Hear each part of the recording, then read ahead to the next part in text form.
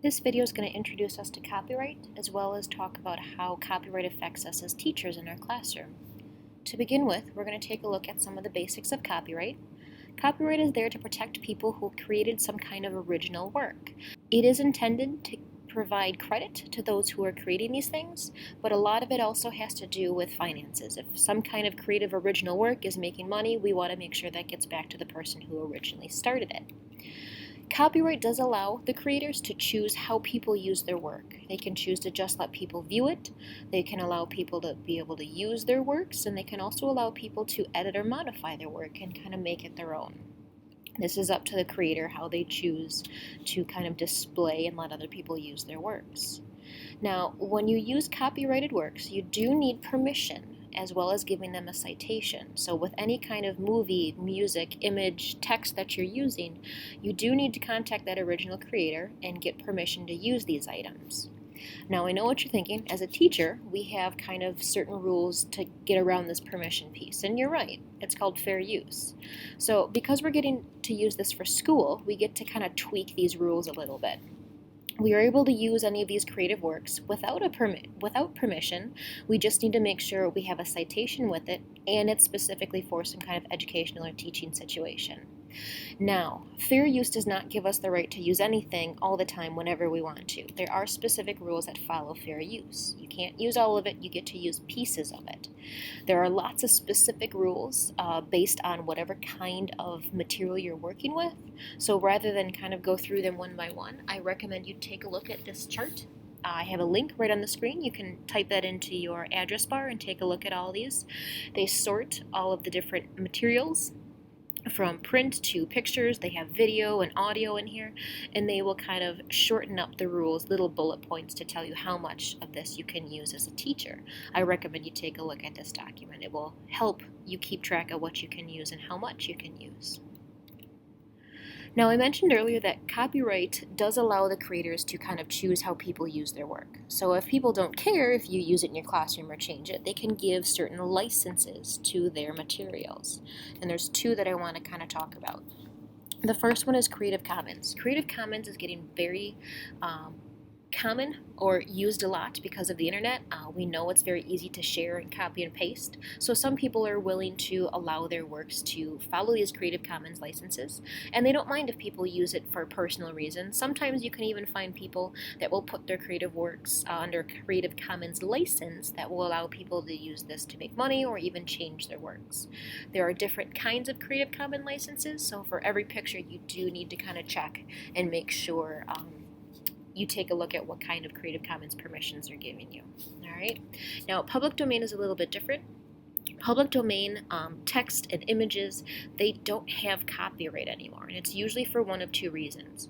Reason number one is that it is so old it has lost its copyright.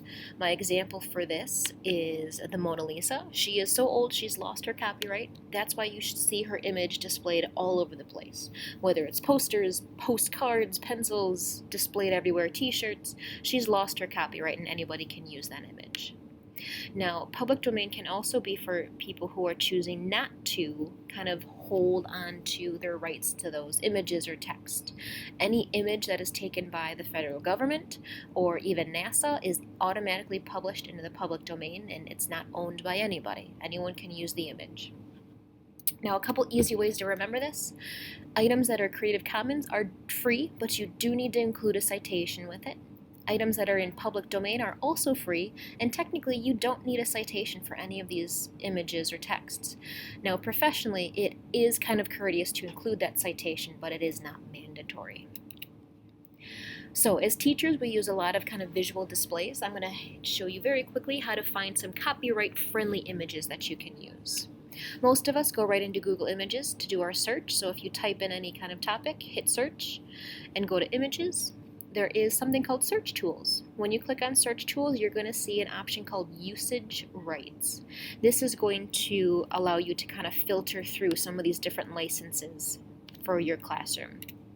If you take a look at the top one, labeled for reuse with modification, you're going to notice you get the least amount of results with this one, but you also have the least amount of rules. Generally, the ones in this very top category you can use to make money, and you can also change the image any way you want to.